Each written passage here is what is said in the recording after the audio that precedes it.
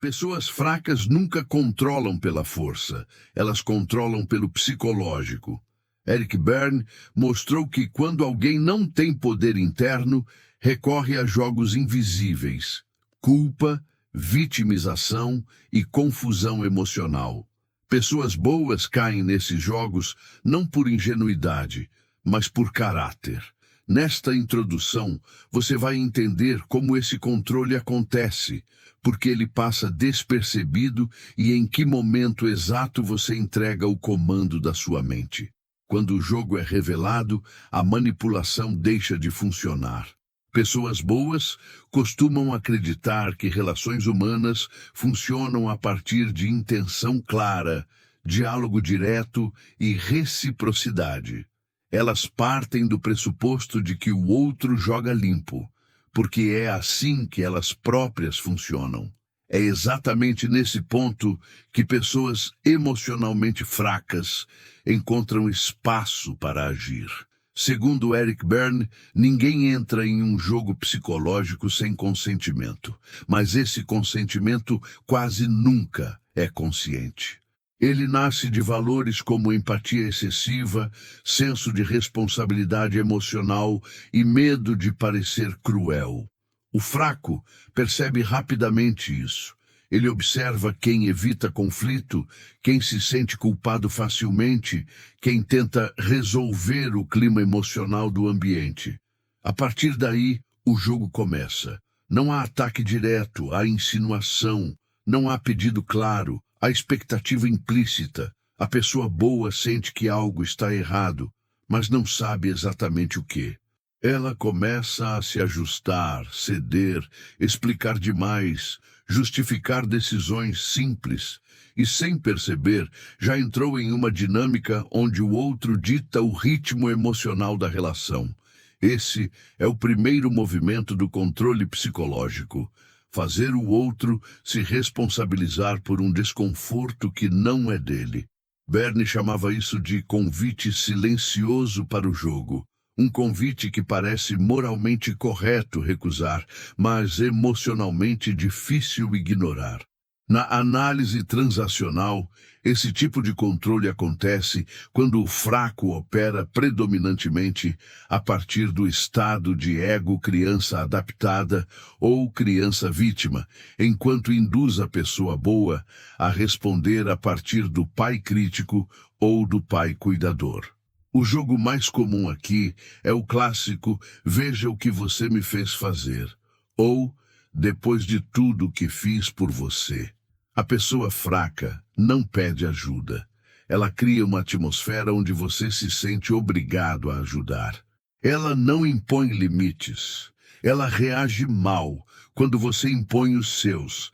Ela não assume erros, ela dramatiza consequências emocionais até que alguém se sinta responsável por consertar tudo. Pessoas boas, por sua vez, foram treinadas socialmente a manter a harmonia, a não ferir, a explicar intenções. Cada explicação extra, porém, fortalece o jogo. Porque jogos psicológicos não se alimentam de lógica, mas de troca emocional desequilibrada. Quanto mais você tenta ser compreendido, mais material oferece para o outro se colocar como vítima incompreendida. Berne deixou claro: o pagamento do jogo nunca é a solução do problema, mas a confirmação do papel. O fraco não quer resolver. Ele quer continuar sendo necessário, relevante, central. E o bom, sem perceber, passa a desempenhar o papel complementar, sentindo-se culpado quando pensa em sair da dinâmica.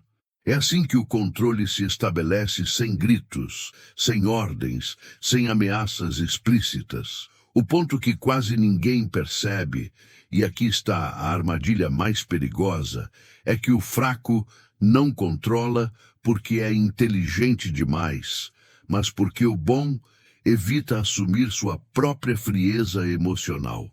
Pessoas boas confundem maturidade com tolerância ilimitada. Acham que dizer não é ser duro. Acham que cortar jogos é falta de empatia.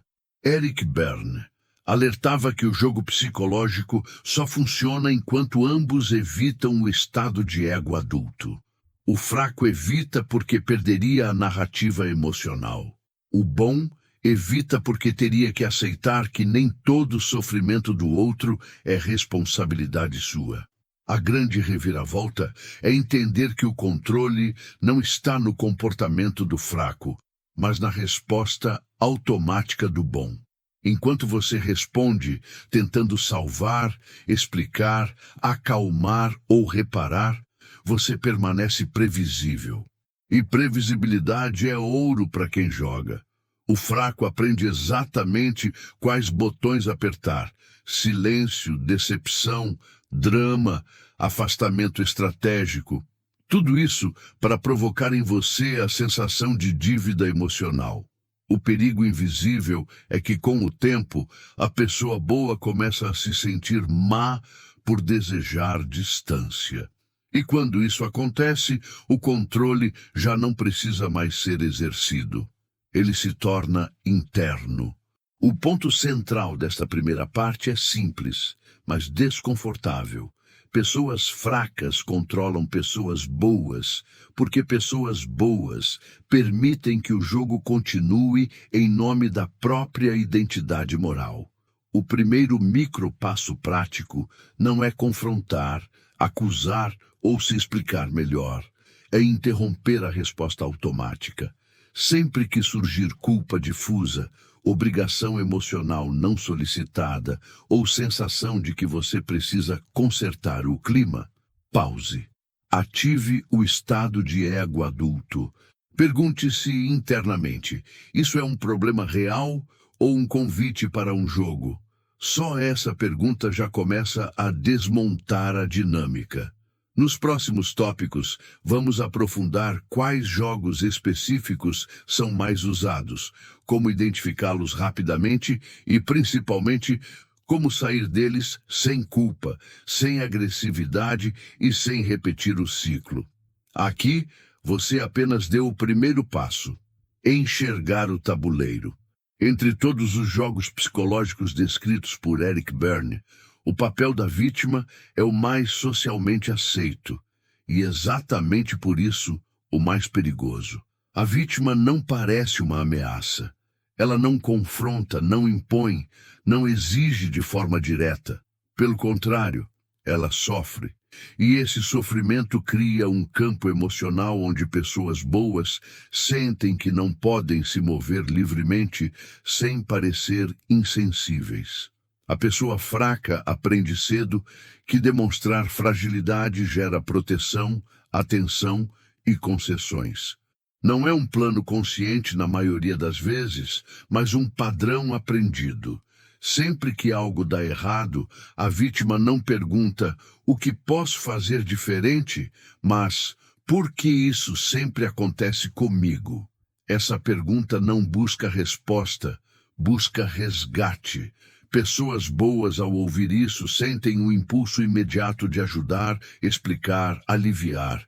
É assim que o jogo começa, não com um pedido, mas com uma atmosfera emocional que torna o não moralmente desconfortável.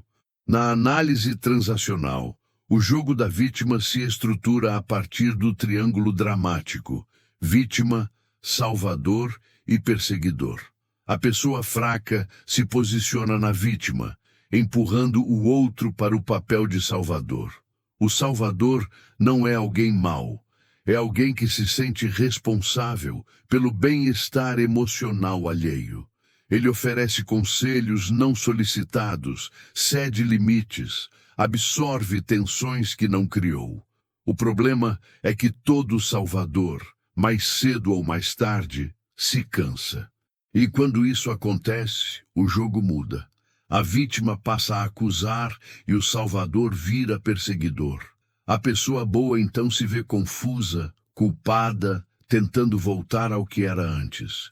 Berne foi preciso ao afirmar que o pagamento psicológico desse jogo não é a solução do problema inicial, mas a confirmação do roteiro de vida da vítima. Ninguém me ajuda de verdade. Enquanto isso, o Salvador confirma seu próprio roteiro. Sou responsável pelos outros.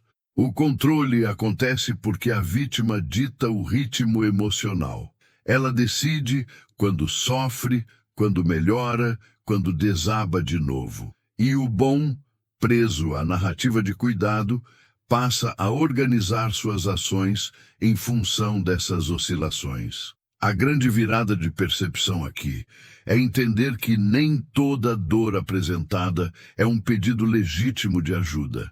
Pessoas boas confundem empatia com submissão emocional. Acham que reconhecer o sofrimento do outro significa assumir a responsabilidade por ele. Eric Berne alertava que jogos psicológicos prosperam onde há confusão de papéis. A vítima mantém o controle justamente porque nunca assume o estado de ego adulto. Ela não busca solução, busca repetição. O erro invisível do bom é tentar fazer a vítima entender, quando na verdade ela já entende perfeitamente seu papel. O perigo oculto é que quanto mais você salva, menos o outro cresce. E quanto menos ele cresce, mais dependente se torna do jogo. Nesse ponto, o controle se inverte completamente. O fraco não precisa pedir nada. Basta demonstrar sofrimento que o outro se autoativa para servir. O jogo só termina quando alguém se recusa a ocupar o papel que lhe foi atribuído. E isso, para pessoas boas, costuma ser emocionalmente doloroso. O ponto essencial desta parte é reconhecer que sair do jogo da vítima não exige frieza, mas clareza. O micropasso prático aqui é simples e poderoso. Sempre que alguém expuser um sofrimento, responda primeiro com presença, não com solução. Escute sem consertar. Observe se há um pedido real ou apenas uma repetição emocional. Se não houver pedido claro, não ofereça resgate. Isso força o outro a sair do papel de vítima e assumir o adulto, ou a abandonar a interação. Em ambos os casos, o controle enfraquece. Nos próximos tópicos, vamos aprofundar outros jogos ainda mais sutis, onde o controle acontece sem sofrimento aparente, mas com resultados igualmente destrutivos. Aqui, você aprendeu a reconhecer o jogo mais aceito socialmente, e por isso, um dos mais difíceis de abandonar. Entre todas as ferramentas usadas por pessoas emocionalmente fracas, a culpa é a mais eficiente, porque ela não precisa de vigilância constante. Quando a culpa se instala, o controle passa a ser interno. A pessoa boa começa a se policiar, a antecipar reações, a se limitar antes mesmo que o outro diga qualquer coisa. Eric Berne observou que a culpa é um subproduto direto de roteiros de vida aprendidos cedo, onde amor e aceitação estavam condicionados ao bom comportamento. Pessoas boas cresceram aprendendo que ser correto, compreensivo e disponível era sinônimo de valor pessoal. Pessoas fracas, por outro lado, aprenderam que provocar culpa no outro era uma forma eficaz de manter vínculo e controle. O jogo não começa com acusação direta. Começa com frases vagas, silêncios estratégicos, decepções mal explicadas. O outro sente que falhou, mesmo sem saber exatamente como. E quando alguém tenta corrigir um erro que não entende, já perdeu a posição de equilíbrio. Na análise transacional, a culpa surge quando o estado de ego pai crítico é ativado internamente na pessoa boa, mesmo que o crítico original esteja fora. O fraco lança a semente, um comentário ambíguo, um olhar, uma mudança de humor. E o resto do trabalho é feito pelo próprio alvo. Jogos clássicos como Se Não Fosse Por Você ou Eu Esperava Mais de Você não exigem confronto. Eles funcionam porque a pessoa boa tenta manter coerência com a própria identidade moral. Ela revisita conversas, relembra atitudes, tenta encontrar onde errou. Enquanto isso, o fraco se mantém passivo, observando. Bernie descrevia esse tipo de jogo como altamente lucrativo psicologicamente, porque o pagamento não é apenas atenção, mas submissão emocional contínua. A culpa faz com que o outro explique demais, peça desculpas por coisas vagas e ceda em decisões futuras para compensar. Com o tempo, a relação deixa de ser um espaço de troca e vira um tribunal interno permanente. A pessoa boa não percebe que já está jogando sozinha, o outro apenas assiste. O erro mais grave e quase invisível é acreditar que a culpa sempre indica responsabilidade real. Pessoas boas confundem consciência com autocondenação. Eric Berne alertava que jogos psicológicos prosperam quando sentimentos legítimos são deslocados de seu contexto. A culpa saudável surge quando há violação clara de valores pessoais. A culpa manipulativa surge quando não há fato concreto, apenas clima emocional. O fraco se beneficia dessa confusão porque nunca precisa provar nada. Basta sugerir. O perigo oculto é que quanto mais você tenta limpar a culpa, mais preso fica ao jogo. Pedir desculpas excessivas, justificar escolhas ou tentar agradar para aliviar o desconforto só reforça a narrativa de que você deve algo. A verdadeira reviravolta é entender que nem toda culpa merece resposta. Algumas merecem apenas observação. Quando você deixa de reagir imediatamente, o jogo perde força. Porque sem reação não há pagamento psicológico. O ponto central desta parte é simples e libertador. Culpa sem fato é controle. O micro passo prático aqui é interromper a resposta automática de reparação. Sempre que sentir culpa, pergunte-se objetivamente: qual foi o ato concreto?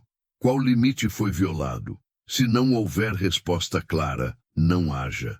Permaneça no estado de ego adulto.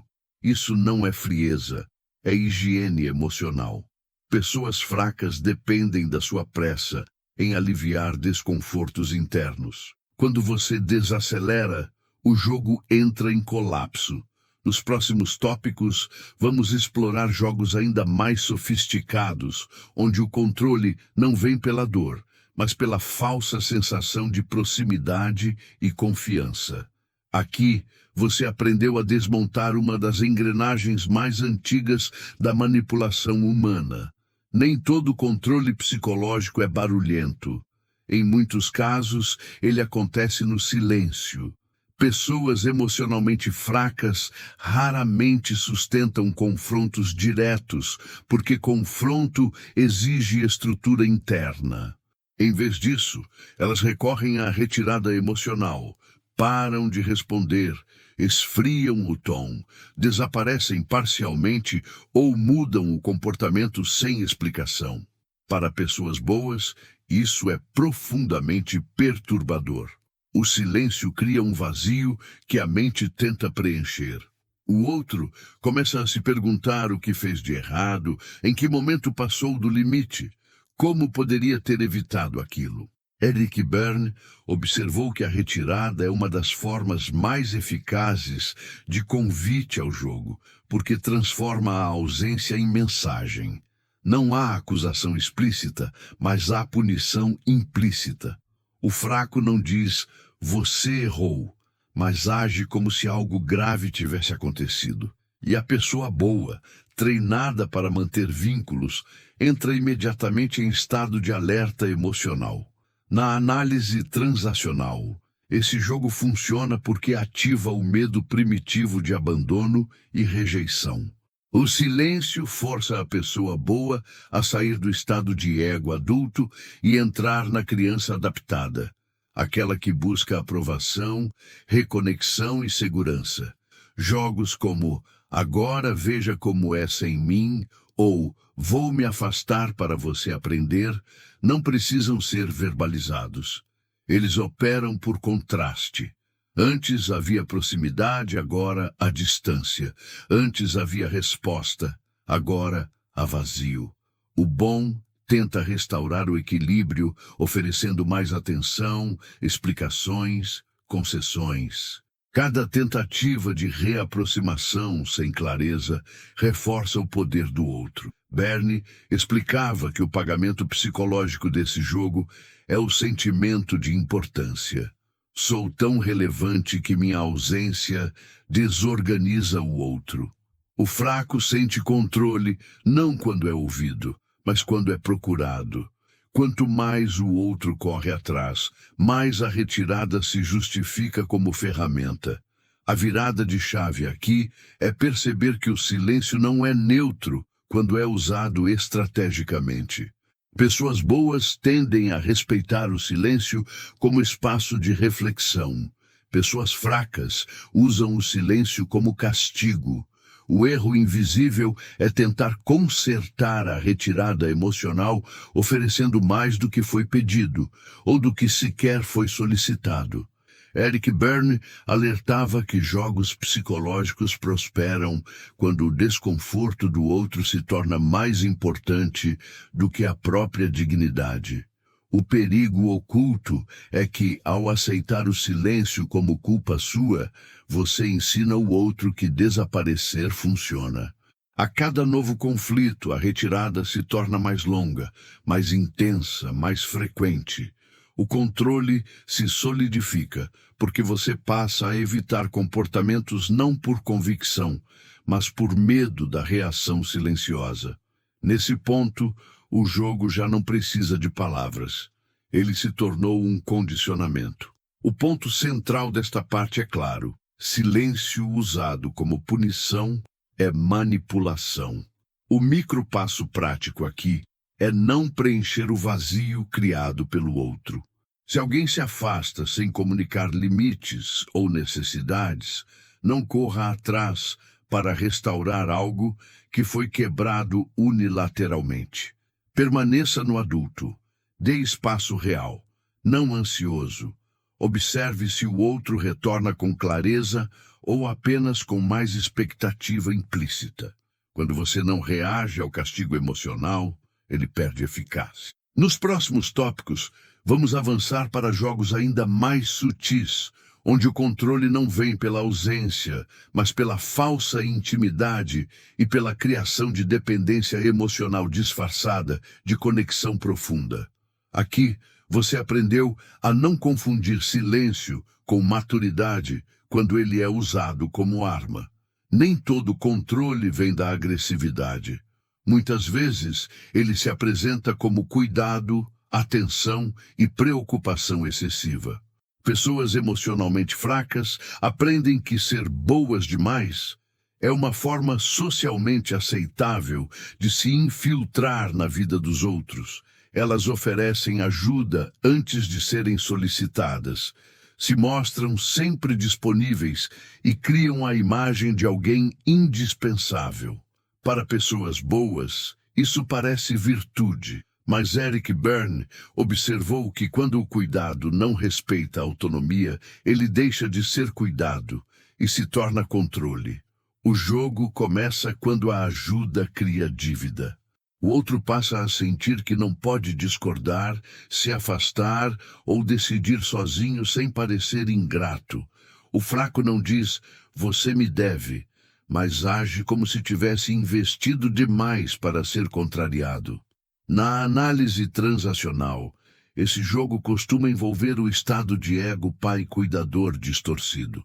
A pessoa fraca assume o papel de quem sabe o que é melhor para você. Ela orienta, alerta, protege, aconselha, mesmo quando não foi chamada. Jogos como Só Quero o Seu Bem ou Se Eu Não Cuidar, Ninguém Cuida, criam uma hierarquia emocional implícita. O bom, por sua vez, entra na criança adaptada, aceitando orientações para evitar conflito ou magoar. Berne descrevia esse tipo de dinâmica como particularmente difícil de romper, porque o pagamento psicológico vem disfarçado de gratidão. A falsa bondade cria dependência. Quanto mais você aceita ajuda, mais difícil se torna recusar a próxima. O controle se estabelece porque o outro passa a ter opinião sobre suas decisões, seu ritmo, suas escolhas, tudo sob o pretexto de cuidado. O ponto invisível aqui é que cuidado genuíno fortalece a autonomia, enquanto cuidado manipulativo enfraquece.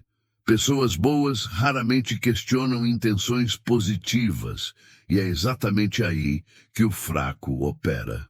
Eric Berne alertava que jogos psicológicos se mantêm quando a intenção declarada substitui o impacto real. O erro é julgar o comportamento pelo discurso, não pelo efeito. Se após o cuidado você se sente menor, dependente ou culpado por discordar, há um jogo em curso. O perigo oculto é que, com o tempo, você passa a pedir permissão para viver a própria vida. A falsa bondade se transforma em vigilância emocional constante. O controle deixa de ser explícito e passa a ser interno. Você se limita para não decepcionar quem só quer ajudar. O ponto central desta parte é aprender a diferenciar cuidado de invasão. O micropasso prático é simples. Aceite ajuda apenas quando ela respeitar sua autonomia. Se algo vem acompanhado de expectativa, cobrança emocional ou interferência constante, não é cuidado, é controle. Responder com clareza, não com justificativa, é essencial. 1. Eu decido isso, dito com calma, ativa o adulto e desarma o jogo. Nos próximos tópicos, avançaremos para dinâmicas ainda mais profundas, onde o controle acontece através da intimidade, da confiança e da exposição emocional seletiva. Aqui, você aprendeu que nem toda bondade é neutra. Algumas são estratégias silenciosas de poder. Algumas pessoas não controlam pelo silêncio, nem pela culpa, nem pela falsa bondade. Elas controlam pela confusão. Dizem uma coisa hoje, outra amanhã. Aprovam, depois desaprovam. Aproximam-se e, sem aviso, se afastam. Para pessoas boas, que buscam coerência e clareza nas relações, esse tipo de comportamento é profundamente desestabilizador. Eric Berne observou que a mente humana busca padrões. Quando não os encontra, tenta criá-los. É nesse esforço que o jogo se instala. O fraco não precisa impor nada, basta mudar as regras o tempo todo. A pessoa boa passa a gastar energia tentando entender o que o outro quer, quem ele é, como reagir corretamente. E quanto mais tenta entender, mais dependente fica do próximo sinal. Na análise transacional, a confusão emocional surge quando o outro impede deliberadamente a ativação do estado de ego adulto. O adulto precisa de dados claros. O fraco oferece dados contraditórios. Jogos como agora você acertou, não, agora errou, ou você entendeu errado, mantêm o outro em estado de alerta constante. A pessoa boa começa a duvidar da própria percepção. Relembra conversas, revisita mensagens, tenta alinhar versões. Berne descrevia esse processo como uma erosão lenta da confiança interna. O pagamento psicológico para o fraco é a centralidade. Ele se torna a referência emocional, o ponto de validação. O bom passa a perguntar, mesmo que silenciosamente: isso foi certo? Nesse momento, o controle já está instalado, porque quem valida a realidade controla a relação. O erro invisível aqui é acreditar que a confusão é fruto de mal entendido, quando muitas vezes ela é a própria estratégia. Pessoas boas tentam esclarecer. Pessoas fracas lucram com o emaranhado. Eric Berne alertava que jogos psicológicos se sustentam quando a clareza ameaça o papel de alguém. O perigo oculto é que, ao tentar resolver a confusão com mais conversa, você oferece mais material para distorção. Quanto mais você explica, mais versões surgem. A grande virada é entender que coerência não se negocia. Quando alguém muda constantemente de posição sem reconhecer a mudança, não há diálogo possível. Há apenas jogo, e jogo não se resolve, se encerra. O ponto central desta parte é simples. Confusão contínua não é complexidade, é manipulação. O micro passo prático aqui é estabelecer um critério interno fixo. Se algo foi combinado, vale até ser renegociado explicitamente, não reinterpretado depois. Quando surgirem versões conflitantes, não entre na dança. Registre o fato, mantenha sua posição e observe a reação. Pessoas que dependem da confusão recuam quando encontram clareza firme. Nos próximos tópicos, avançaremos para jogos ainda mais sofisticados, onde o controle acontece pela criação de vínculos intensos e pela promessa de conexão especial. Aqui, você aprendeu a proteger sua percepção, e isso é um dos pilares da autonomia psicológica. Nem todo controle começa com distância. Alguns começam com proximidade excessiva. Pessoas emocionalmente fracas muitas vezes aceleram a intimidade para criar dependência antes que o outro tenha tempo de perceber o jogo. Elas compartilham demais, confiam rápido, se mostram diferentes de todos. Para pessoas boas, isso soa como conexão genuína. Eric Berne observou que a intimidade saudável nasce de troca gradual e simétrica. Já a intimidade forçada ignora ritmo, contexto e consentimento emocional. O fraco cria uma sensação de vínculo especial, quase exclusivo, onde o outro sente que foi escolhido, compreendido, valorizado de forma única. A partir desse ponto, qualquer tentativa de desacelerar é sentida como traição ou frieza. Na análise transacional, esse jogo funciona porque ativa a criança livre da pessoa boa, o desejo de conexão, autenticidade e pertencimento. O fraco oferece acesso rápido à própria vulnerabilidade, contando segredos, dores profundas, histórias intensas. Não porque confia, mas porque sabe que exposição cria laço. Jogos como Nunca Contei Isso a Ninguém ou Só Você Me Entende estabelecem uma hierarquia emocional implícita. O bom sente responsabilidade por preservar esse espaço privilegiado. Berne explicava que o pagamento psicológico desse jogo é a sensação de exclusividade. O fraco se sente especial, o bom se sente necessário. Com o tempo, a intimidade deixa de ser escolha e vira obrigação.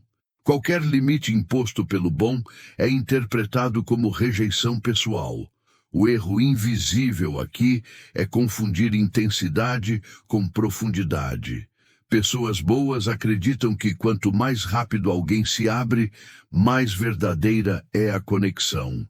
Eric Berne alertava que jogos psicológicos frequentemente se disfarçam de autenticidade.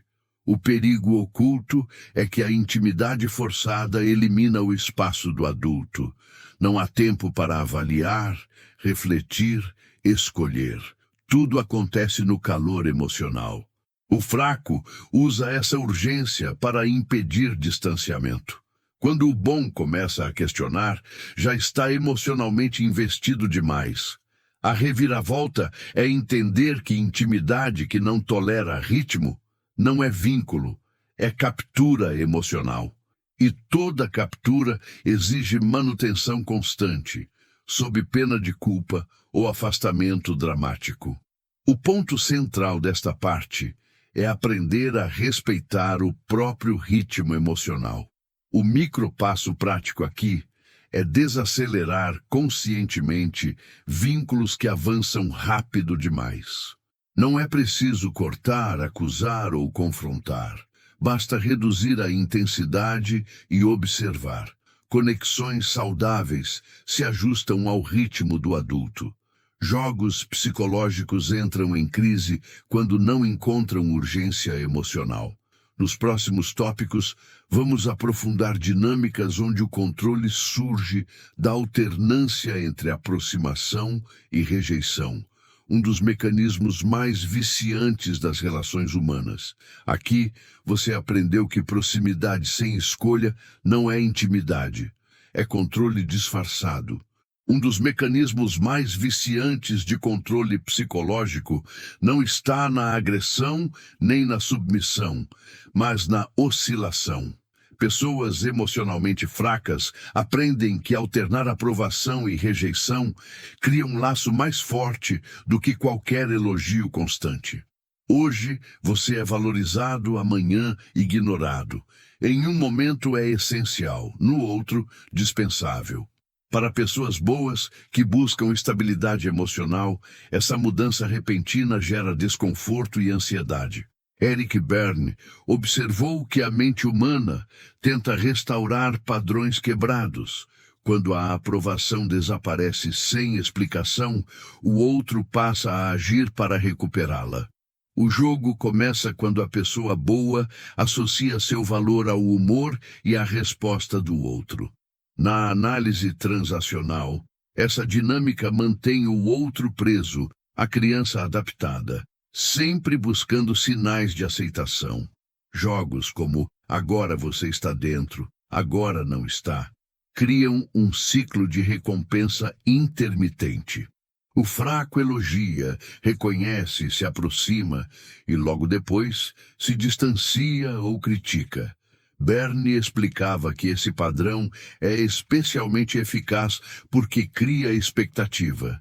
A pessoa boa revisita comportamentos, tenta ajustar falas, muda atitudes para voltar a ser suficiente.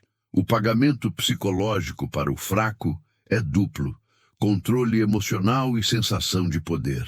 Ele decide quando o outro é valorizado. Com o tempo, a pessoa boa passa a tolerar incoerências e pequenos desrespeitos para não perder o acesso à aprovação.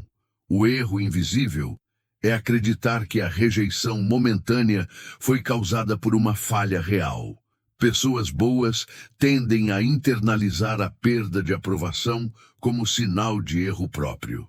Eric Berne alertava que jogos psicológicos se sustentam quando o outro acredita que precisa merecer estabilidade. O perigo oculto é que a alternância cria dependência emocional semelhante a um vício. Você nunca sabe quando virá o próximo sinal positivo. Então, permanece investido. A grande reviravolta é perceber que a instabilidade não é falha. É método. Quando você reconhece o padrão, a oscilação perde poder, porque aquilo que era imprevisível se torna visível. O ponto central desta parte é simples: aprovação instável é ferramenta de controle. O micropasso prático aqui é retirar valor das reações do outro. Se a aceitação varia sem causa clara, não ajuste seu comportamento para recuperá-la. Mantenha coerência interna. Pessoas que dependem da alternância recuam quando encontram alguém que não se move em função do humor alheio. Nos próximos tópicos, vamos aprofundar jogos onde o controle acontece por meio da inversão de papéis, quando o fraco se faz forte e o bom passa a se justificar. Aqui, você aprendeu a não confundir validação com valor pessoal. Em muitos jogos psicológicos, o controle não acontece porque alguém é claramente dominante, mas porque os papéis se invertem de forma sutil. Pessoas emocionalmente fracas aprendem a se apresentar como fortes, racionais ou superiores, justamente quando são questionadas. Elas não gritam, não imploram, não se defendem abertamente. Elas se colocam acima. Para pessoas boas, Isso gera confusão imediata. Quem parecia frágil agora parece firme. Quem parecia cuidadoso agora parece frio. Eric Berne observou que essa inversão é um dos movimentos mais eficazes do jogo, porque desloca a pessoa boa do estado de ego adulto para a criança adaptada. De repente, quem buscava clareza começa a se justificar, e quem deveria explicar algo passa a julgar. Na análise transacional, essa dinâmica acontece quando o fraco abandona momentaneamente o papel de vítima e assume o pai crítico. Ele aponta falhas, questiona intenções, redefine o problema. Jogos como "você está exagerando" ou "o problema é a sua sensibilidade" funcionam porque deslegitimam a experiência do outro. A pessoa boa começa a duvidar da própria percepção. Berne explicava que o pagamento psicológico desse jogo é a restauração do controle narrativo. O fraco deixa de ser observado e passa a observar. Ele não responde, ele avalia. Com isso, a pessoa boa se vê explicando sentimentos, comportamentos e até limites básicos. A relação deixa de ser horizontal. Um fala, o outro se defende. O erro invisível aqui é aceitar a inversão como sinal de maturidade do outro. Pessoas boas confundem frieza com força emocional. Eric Berne alertava que jogos psicológicos prosperam quando a autoridade é simulada. O perigo oculto é que, ao tentar provar que não é exagerado, sensível ou injusto, você aceita o tribunal criado pelo outro. E quem aceita o julgamento já perdeu a posição de igualdade. A grande reviravolta é perceber que explicações excessivas não restauram o equilíbrio, apenas alimentam o jogo. Quando o fraco assume o pai crítico sem legitimidade, a única saída saudável é não entrar no papel de criança. O ponto central desta parte é reconhecer quando um diálogo vira inversão de papéis. O micropasso prático aqui é simples. Não se explique além do necessário. Limites não precisam de defesa emocional. Se alguém desqualifica sua experiência, reafirme o fato e encerre a discussão. Pessoas que dependem da inversão recuam quando encontram alguém que permanece no adulto. Nos próximos tópicos, vamos explorar jogos ainda mais sutis, onde o controle acontece por meio da normalização do desrespeito e da erosão lenta dos limites. Aqui, você aprendeu a não trocar clareza por submissão. Nem todo controle começa com algo claramente errado. Muitas vezes, ele se instala em pequenas concessões repetidas. Comentários irônicos, interrupções frequentes, piadas que diminuem, decisões tomadas sem consulta. Isoladamente parecem detalhes. Em conjunto, formam um padrão. Pessoas emocionalmente fracas testam limites em doses mínimas, observando até onde podem ir sem resistência. Para pessoas boas, que evitam conflitos e valorizam a harmonia, esses sinais são frequentemente ignorados em nome da compreensão. Eric Berne observou que jogos psicológicos não se constroem em grandes eventos, mas em microtransgressões aceitas. O jogo começa quando o desrespeito deixa de ser questionado. Na análise transacional, essa dinâmica mantém a pessoa boa fora do estado de ego adulto, porque cada evento isolado parece pequeno demais para justificar reação.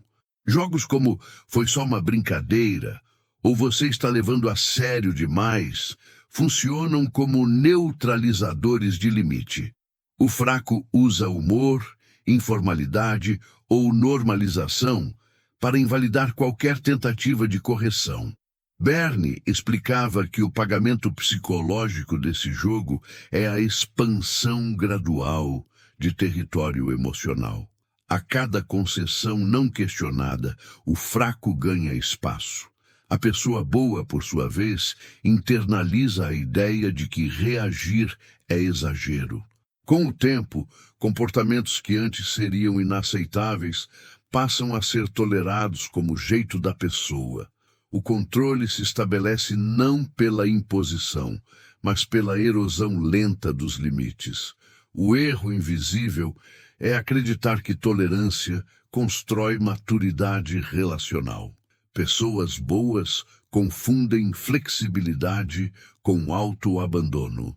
Eric Berne alertava que jogos psicológicos prosperam quando limites não são nomeados. O perigo oculto é que o fraco interpreta silêncio como permissão. E uma vez que algo se torna normal, questioná-lo depois parece ruptura. A grande reviravolta é perceber que limites não se impõem de uma vez. Eles se mantêm continuamente. Quando você reage cedo, o jogo não se desenvolve. Quando você espera algo grande para agir, já está profundamente envolvido na dinâmica. O ponto central desta parte é simples. O que é tolerado se repete. O micropasso prático aqui é nomear o desconforto no primeiro sinal. Não com agressividade, mas com clareza. Um limite colocado cedo preserva a relação. Um limite colocado tarde cria conflito. Pessoas que dependem do desrespeito sutil recuam quando encontram resistência consistente. Nos próximos tópicos, vamos avançar para jogos ainda mais profundos, onde o controle se consolida pela criação de dependência emocional e pela sensação de que sair da relação é perigoso ou impossível. Aqui, você aprendeu que respeito não é negociável. É o alicerce de qualquer vínculo saudável. Raramente, alguém se torna dependente emocionalmente de forma repentina. A dependência verdadeira é construída aos poucos, de maneira quase imperceptível. Pessoas emocionalmente fracas entendem isso intuitivamente. Elas não isolam o outro de imediato, não exigem exclusividade explícita. Elas apenas se colocam, pouco a pouco, como referência principal de apoio, validação e segurança emocional. Para pessoas boas, isso soa como parceria, proximidade, confiança mútua. Eric Berne observou que jogos psicológicos mais duradouros são aqueles que não parecem jogos, parecem vínculos. O problema começa quando o outro passa a ser a primeira opção para tudo. Decisões, dúvidas, emoções. Sem perceber, a pessoa boa começa a organizar sua vida emocional em torno dessa relação. Na análise transacional, a dependência se instala quando o estado de ego adulto é gradualmente substituído pela criança adaptada em busca de aprovação constante. Jogos como Só Eu Te Entendo ou Comigo Você Pode Contar reforçam a ideia de exclusividade emocional. O fraco se mostra sempre disponível, mas não para fortalecer a autonomia, e sim para centralizar a dependência.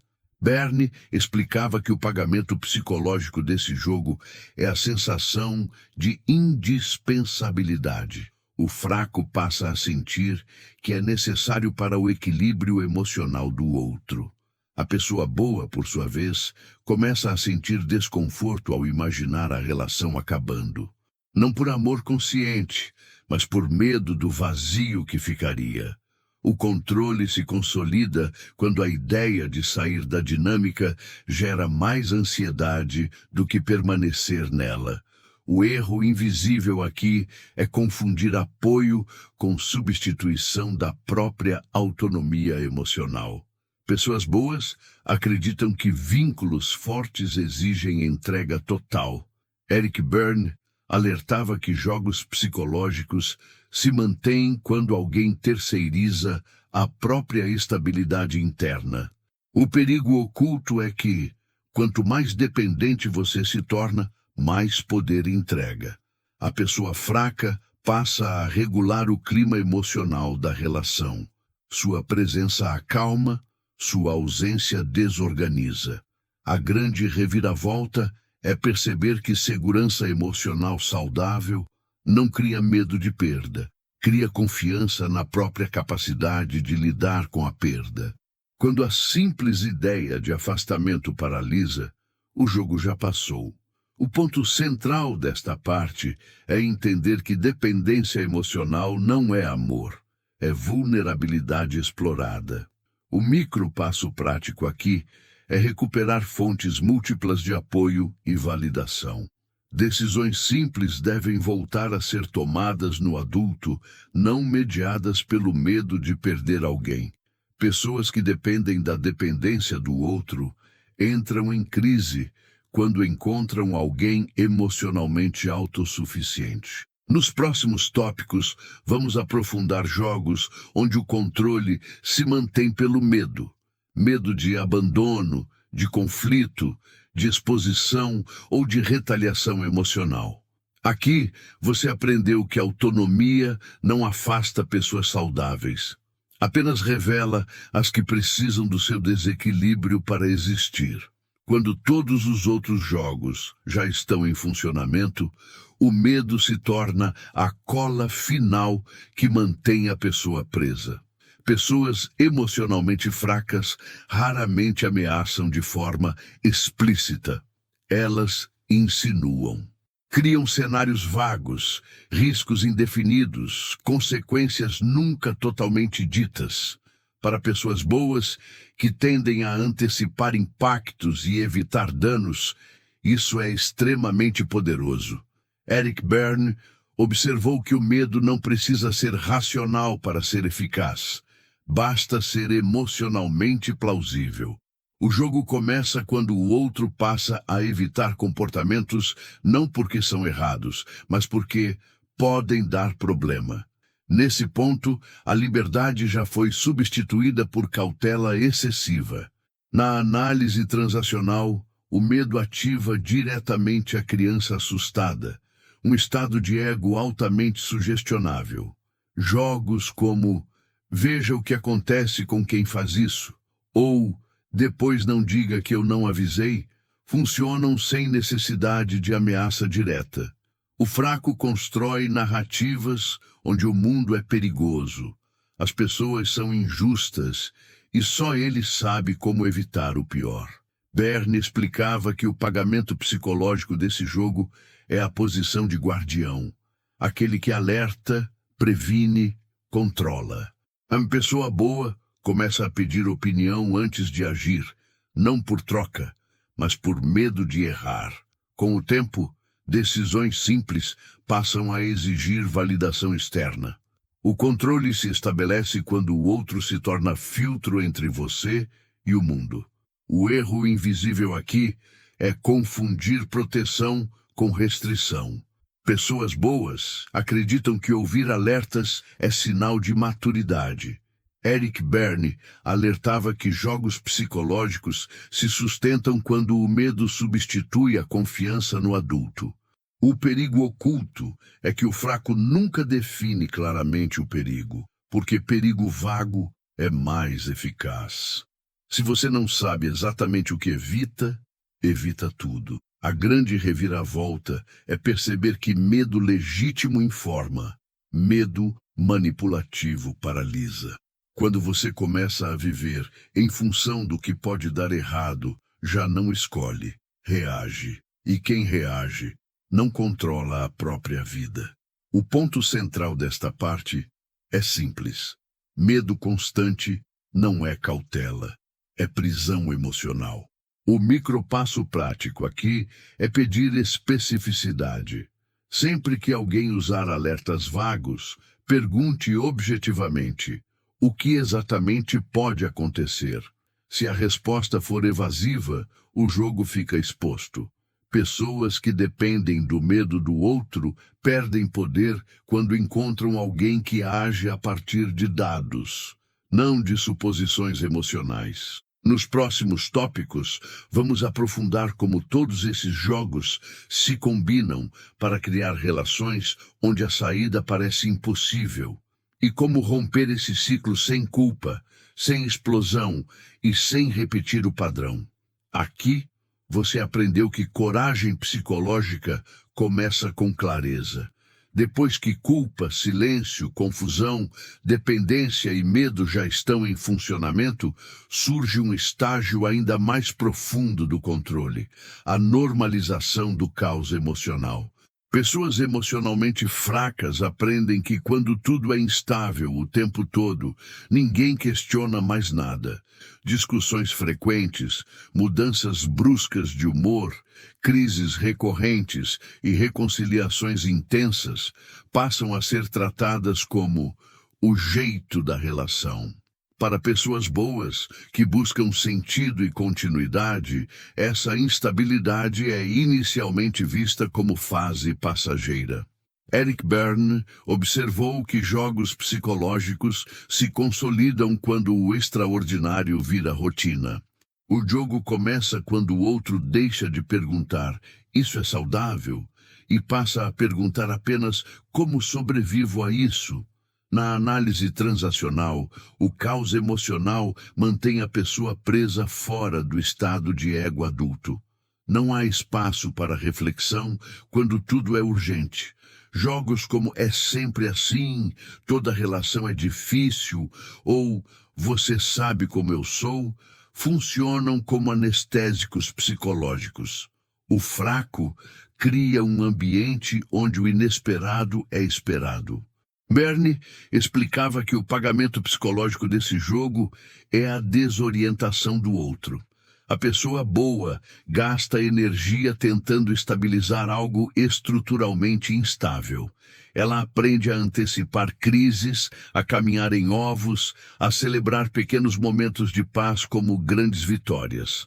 O controle se estabelece quando o mínimo vira máximo e o máximo inalcançável. O erro invisível aqui é acreditar que resiliência emocional exige suportar qualquer coisa. Pessoas boas confundem força com tolerância ao caos. Eric Berne alertava que jogos psicológicos prosperam quando o sofrimento é romantizado como profundidade. O perigo oculto é que o caos constante impede comparação. Quando tudo é intenso, nada é claramente errado. A grande reviravolta é perceber que relações saudáveis são previsíveis emocionalmente. Elas podem ter conflitos, mas não desorganizam a identidade de quem participa. Quando o caos vira regra, não há crescimento, há sobrevivência. E sobreviver não é viver. O ponto central desta parte é reconhecer que instabilidade contínua não é normal, nem inevitável. O micropasso prático aqui é simples e difícil. Observar padrões ao longo do tempo, não episódios isolados. Se o caos se repete, ele não é acidente, é sistema. Pessoas que dependem do caos perdem poder quando encontram alguém que se recusa a viver em modo de crise permanente. Nos próximos tópicos, vamos abordar o momento mais delicado de todos, quando a pessoa boa começa a acreditar que não consegue mais sair, e como reconstruir o adulto sem culpa ou ruptura explosiva. Aqui, você aprendeu que paz emocional não é tédio. É saúde. Chega um momento em que a pessoa boa já não pergunta mais se a relação é saudável. Ela passa a se perguntar se consegue sair. Esse é um dos sinais mais claros de que o jogo psicológico atingiu um nível profundo. Pessoas emocionalmente fracas não precisam mais controlar ativamente. O controle já foi internalizado.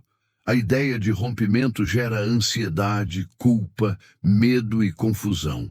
Eric Berne observou que nesse estágio o roteiro de vida da pessoa boa é reativado. Eu aguento, eu resolvo, eu não abandono. O jogo começa quando permanecer parece menos assustador do que sair. E isso não acontece de um dia para o outro.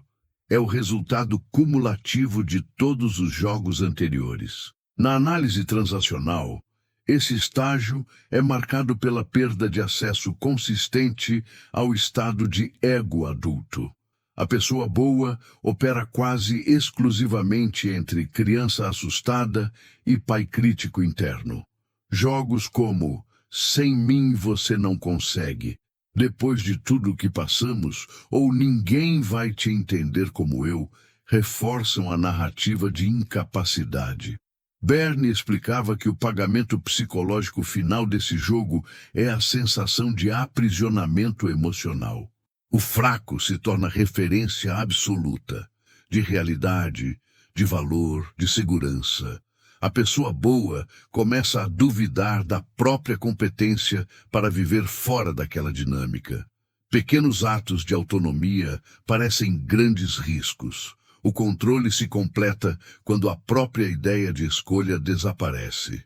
O erro invisível aqui é acreditar que a dificuldade de sair prova a importância da relação. Pessoas boas confundem apego condicionado com vínculo genuíno.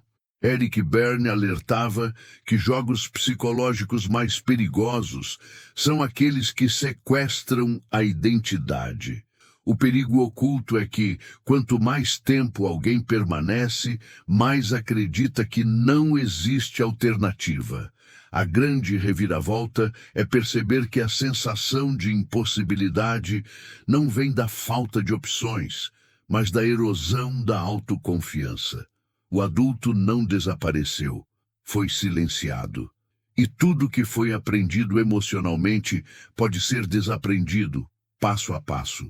O ponto central desta parte é entender que sentir dificuldade para sair não é fraqueza, é efeito do jogo. O micropasso prático aqui é recuperar pequenas escolhas. Decisões simples, independentes, não negociadas.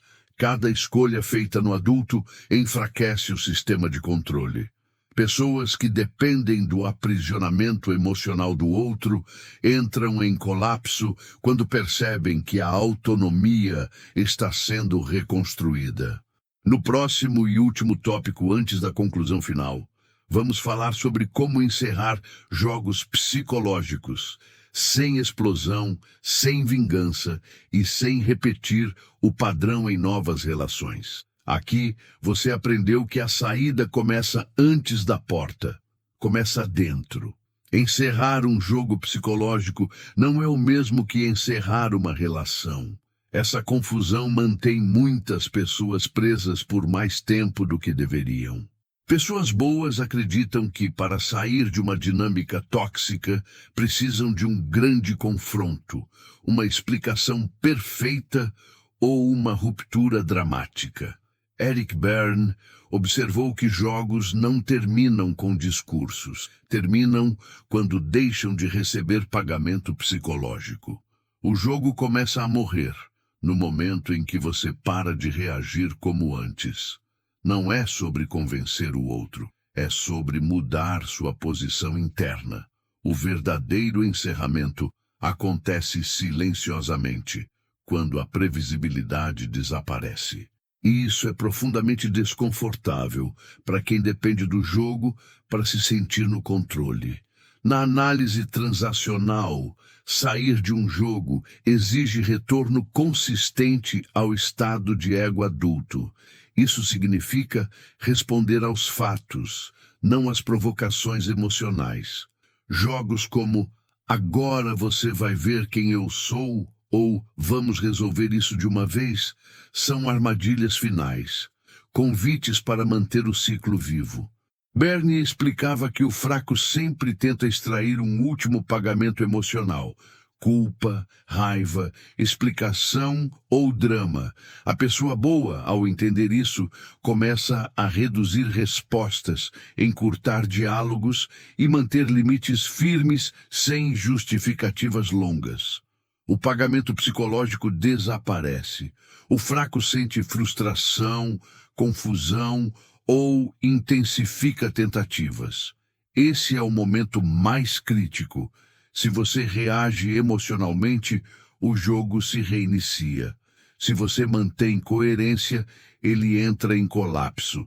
O erro invisível aqui é acreditar que encerrar jogos psicológicos exige coragem explosiva. Pessoas boas confundem força com confronto. Eric Berne alertava que a saída mais eficaz é a menos dramática. O perigo oculto é tentar explicar pela última vez. Explicações são combustível para quem vive de jogos. A grande reviravolta é perceber que silêncio claro, respostas curtas e ações consistentes comunicam mais do que qualquer discurso. Quando o fraco percebe que não consegue mais provocar reação previsível, perde o controle. Não porque foi derrotado, mas porque o tabuleiro desapareceu. O jogo só existe enquanto ambos jogam. O ponto central desta parte final é libertador. Você não precisa vencer o jogo, precisa sair dele. O micro passo prático aqui é observar suas próprias reações. Sempre que sentir impulso de explicar, justificar ou provar algo, pause. Escolha responder menos e agir mais. Pessoas emocionalmente fracas não sabem lidar com a ausência de resposta emocional. Esse é o verdadeiro encerramento. A partir daqui, entramos na conclusão final, onde vamos integrar tudo o que foi visto e mostrar como reconhecer esses padrões no início, antes que se tornem sistemas de controle. Aqui, você aprendeu a diferença entre fechar ciclos e repetir roteiros. E isso muda completamente a forma como você se relaciona daqui para frente. Ao longo deste vídeo, você não aprendeu técnicas para vencer pessoas fracas. Você aprendeu algo muito mais poderoso: como sair do jogo. Vimos que o controle psicológico raramente nasce da força, da inteligência superior ou da autoridade explícita. Ele nasce de dinâmicas invisíveis: culpa, vitimização, silêncio, confusão, falsa bondade, intimidade forçada, medo, caos emocional e dependência construída aos poucos. Eric Berne mostrou que jogos psicológicos só existem enquanto há pagamento emocional. E esse pagamento quase sempre vem das melhores qualidades das pessoas boas: empatia, responsabilidade, sensibilidade e desejo de fazer o certo. O problema nunca foi você ser bom. O problema foi permitir que isso fosse usado contra você. A grande virada acontece quando você entende que clareza é mais poderosa do que confronto. Pessoas fracas dependem de previsibilidade emocional. Elas precisam saber que se apertarem certos botões, você reagirá do mesmo jeito. Quando você muda sua posição interna, ativa o adulto, reduz explicações, mantém limites simples e consistentes, o jogo começa a morrer. Não porque houve uma briga, mas porque o tabuleiro desapareceu. Jogos psicológicos não sobrevivem à lucidez. Eles precisam de culpa, pressa emocional e confusão. Sem isso, restam apenas relações reais, e pessoas que só sabem jogar não sabem viver fora do jogo. Se existe uma frase que resume tudo o que você aprendeu aqui, é esta: quem te faz reagir, te controla. Quem não consegue mais te provocar, te perde. Isso não significa frieza, indiferença ou isolamento. Significa maturidade psicológica. Significa escolher quando se envolver, quando responder e quando se retirar. Significa parar de negociar sua paz para manter vínculos que só existem à custa do seu equilíbrio.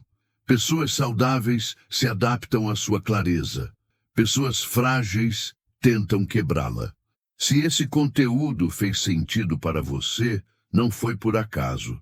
Provavelmente você já esteve, ou ainda está, dentro de algum desses jogos, e o primeiro passo para sair é exatamente este: enxergar. Se você quer continuar aprofundando análise transacional, jogos psicológicos, estados do ego e relações de poder invisíveis, inscreva-se no canal e acompanhe os próximos vídeos. Aqui, a ideia não é ensinar você a dominar ninguém. É garantir que ninguém mais domine você sem que perceba.